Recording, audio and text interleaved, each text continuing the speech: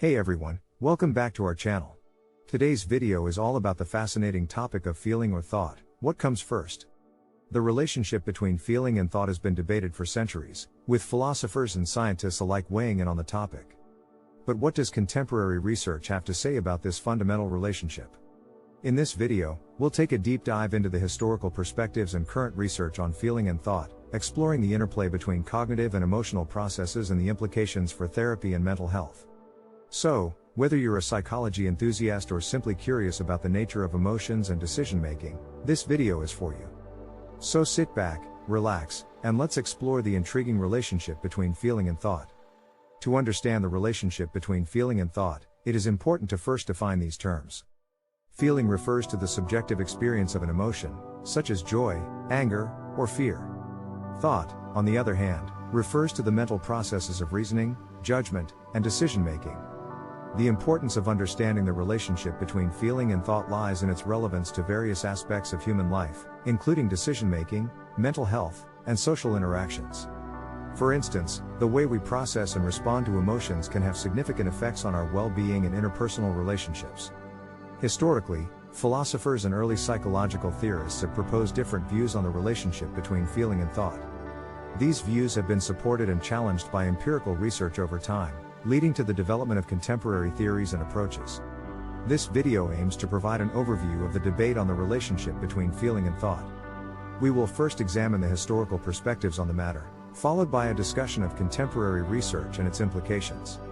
We will also explore the neurobiological basis of feeling and thought and its relevance to psychological disorders. Finally, we will discuss the practical implications of the research findings and future directions for research in this area. The question of whether feeling or thought comes first can be traced back to ancient philosophers, such as Plato and Aristotle. Plato believed that emotions were irrational and could lead to irrational behavior, while Aristotle argued that emotions were rational responses to situations. In the 19th century, psychological theorists, such as William James and Carl Lang, proposed the James-Lang theory of emotion. This theory suggests that emotions are a result of physiological responses to stimuli, and that feelings are the conscious experience of those bodily responses. This view suggests that feelings follow from bodily changes and, therefore, come after the initial response to a stimulus. In contrast, other theories propose that emotions are cognitive interpretations of bodily sensations, and that thoughts precede feelings. This view is reflected in the cognitive theory of emotion, which proposes that emotions are the result of appraisals or evaluations of a situation, and that thoughts and judgments are therefore central to the experience of emotions. Early research on the relationship between feeling and thought, such as that conducted by psychologists like William James and Hermann Ebbinghaus, supported the view that feelings follow thoughts. For instance, William James suggested that people do not cry because they feel sad because they cry.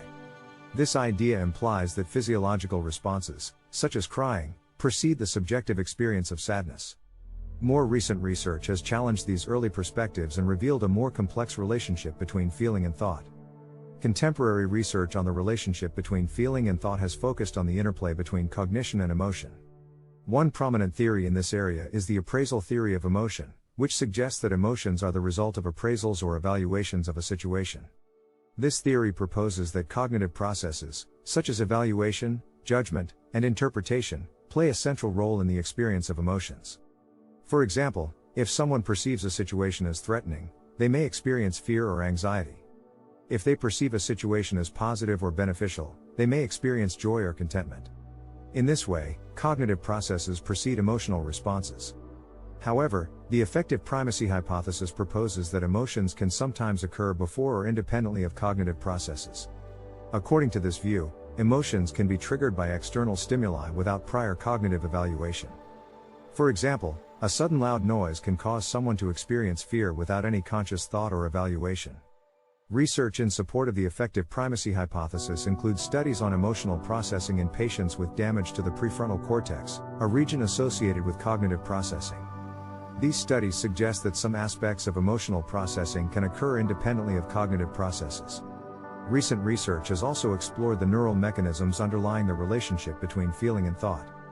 Neuroimaging studies have shown that different brain regions are involved in processing emotions and cognitive tasks. For instance, the amygdala is often activated in response to emotional stimuli, while the prefrontal cortex is involved in cognitive processing. The relationship between feeling and thought has important implications for the treatment of psychological disorders. For example, cognitive behavioral therapy, CBT, is a form of psychotherapy that focuses on changing negative thoughts and beliefs that contribute to emotional distress. Other forms of therapy, such as emotion-focused therapy, prioritize the experience of emotions and aim to facilitate emotional processing. Overall, contemporary research suggests that the relationship between feeling and thought is complex and dynamic, with both cognitive and affective processes influencing each other. The debate on the relationship between feeling and thought has important implications for various fields, including psychology, neuroscience, and philosophy. Understanding how these processes interact can help us better understand the nature of emotions, decision-making, and mental health. One practical implication of this research is the development of therapeutic interventions that target both cognitive and emotional processes. Cognitive behavioral therapy, for example, aims to change negative thought patterns while also helping patients process and regulate their emotions. Another implication is the potential for new treatments for psychological disorders. For instance, research on the neural mechanisms underlying emotions and cognition could lead to the development of new medications that target specific brain regions or neurotransmitters. Future research directions in this area include further exploration of the neural mechanisms underlying the relationship between feeling and thought, as well as the role of individual differences in this relationship. For example, some people may be more prone to emotion-based decision-making, while others may rely more on cognitive processes. Additionally, there is a need for research that examines the relationship between feeling and thought in real-world contexts, such as decision-making in social and economic situations. This could help us better understand how cognitive and emotional processes interact in everyday life. The debate on the relationship between feeling and thought has a rich history and continues to be an active area of research. Our understanding of this relationship has important implications for various fields and could lead to new treatments for psychological disorders. Further research is needed to fully elucidate the complex interplay between these two fundamental processes. That's it for today's discussion on the topic feeling or thought, what comes first? We hope you enjoyed this overview of the historical perspectives and contemporary research on the relationship between feeling and thought. As we've seen, the relationship between feeling and thought is complex and dynamic, with both cognitive and affective processes influencing each other.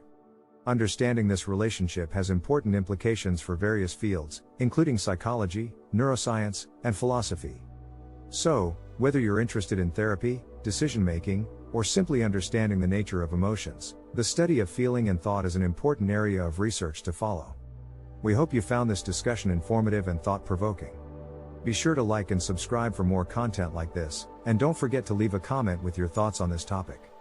Thanks for watching, and we'll see you next time.